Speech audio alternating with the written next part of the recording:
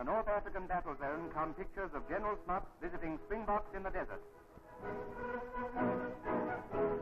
The Commander-in-Chief broke his return journey from England at Cairo, and from there he made an 1,100-mile flight visiting South African units in different battle areas. A Junker, which had made its last unhappy landing, was inspected by the General, accompanied by Major General Frank Terron. With General Smuts was his son and ADC, Captain Yapi Smuts. Another machine that interested the General was this Messerschmitt 109, which was captured intact. The Prime Minister's visit was a real tonic to the men, and everywhere he went he received the same rousing reception.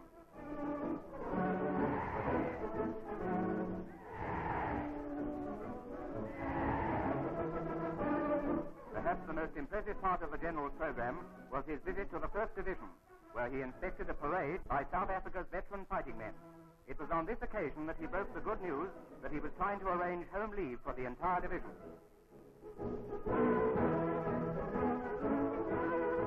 From the 1st Division, the Flying Field Marshal moved on to another airport wing, where he met more of the men who have been lending strength to the offensive in the air.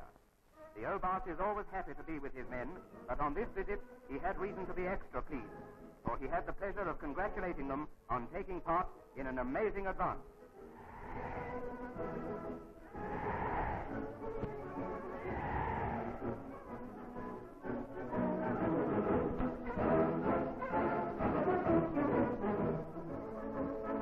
More Springboks on parade. Springboks who only 10 weeks ago were members of the Awkward Squad. They are some of the men who responded to the Prime Minister's call to avenge Tobruk. And with only just over 2 months infantry training to their credit, they are putting up a convincing show. They're accommodated at the camp, which was occupied by the 1st Infantry Brigade before it left the Union, so they have a high tradition to live up to.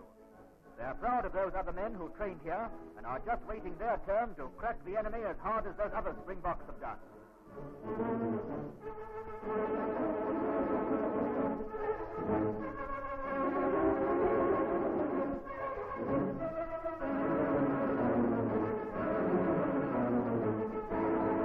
On the parade ground, the men are inspected by Major General George Brink, General Officer commanding the inland area.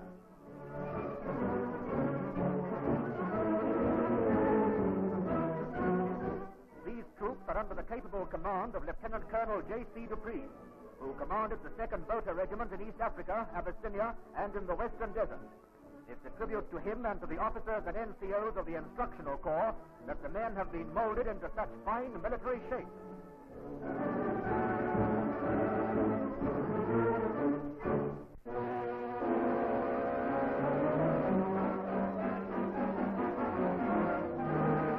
Victory in the Western Desert.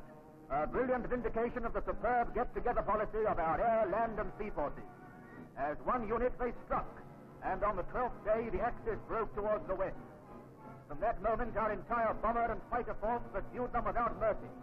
And while the Allied aircraft roared on ahead, destroying the enemy with bombs and cannon and machine gun fire, a general order was given, the order for which the 8th Army had been waiting. Attack the retreating enemy and keep going.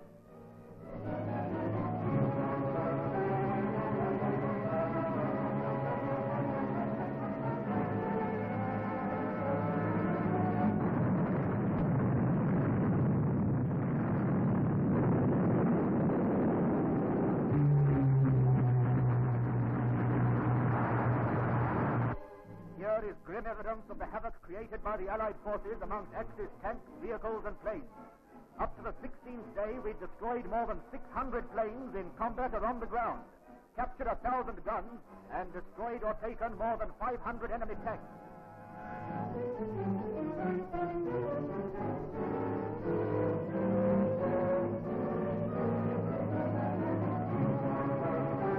For these German and Italian soldiers, the fight is ended. An Italian brings in a batch of his fellow countrymen. Thousands of prisoners came over to the Allied lines in their own trucks, driven by their own drivers. By the 16th day of the offensive, the only Axis forces left on Egyptian soil were either prisoners or dead.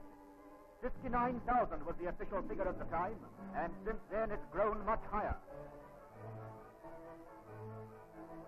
The guns of the Royal Navy were on the job, bombarding Axis supply ports and sinking supply vessels. During the battle, the Navy destroyed 1/3 of the Axis supply vessels, trying desperately to break through to the relief of the Africa Corps.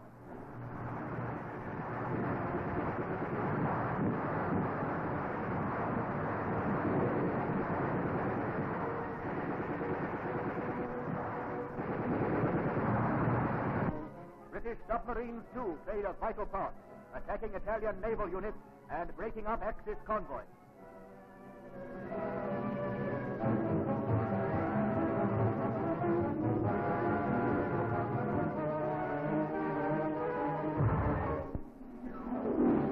Endless columns of Allied transport, moving up in pursuit of the retreating enemy and bringing them back alive.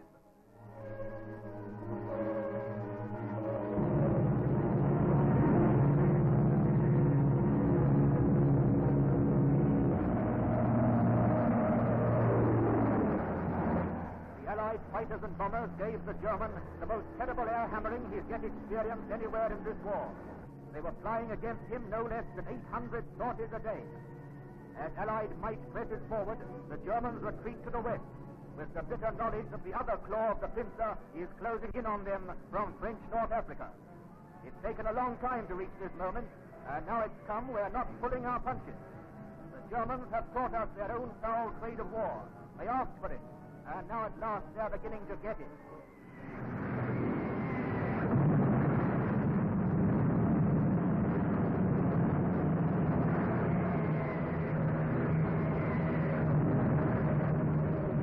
As Allied squadrons keep up their relentless bombing schedule, let us remember that Springboks fighting men have played their part in this advance on land, on sea, and in the air.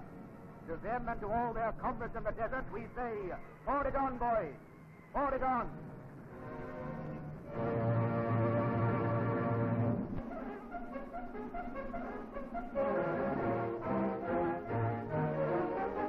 With Allied offensives on 3 battlefronts claiming headlines, very little has been heard recently of our women in uniform. But they're on the job, working quietly, efficiently, and to good purpose. Modern warfare brings into play a good deal of mathematics, and these girls, who have shown technical ability, are learning a branch of the science of defense. They are grinding lenses for use in trigonometrical survey work, a delicate job which requires delicate handling.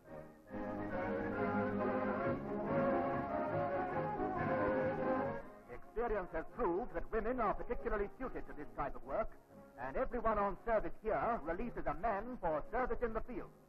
The stronger our women's army, the greater the strength of our fighting forces. X-ray examinations continue to be instrumental in the saving of thousands of lives. But radiology, the taking of X-ray pictures, requires specialized training. These Army girls have had that training, and in military hospitals all over the country, they are performing valuable work. A job that has to go on every day of the year is cooking, and in many camp and hospital kitchens, Mrs. and Miss South Africa take on jobs of OC appetites. Those appetites need some looking after, too, for the girls on aircraft detectors and searchlights have long hours of duty.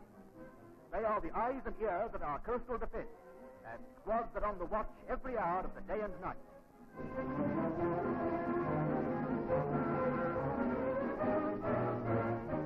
Enemy submarines operating off the coast of Zululand are urgent reminders that home defense is a matter to be tackled just as forcefully as our Springboks are tackling their task in the desert.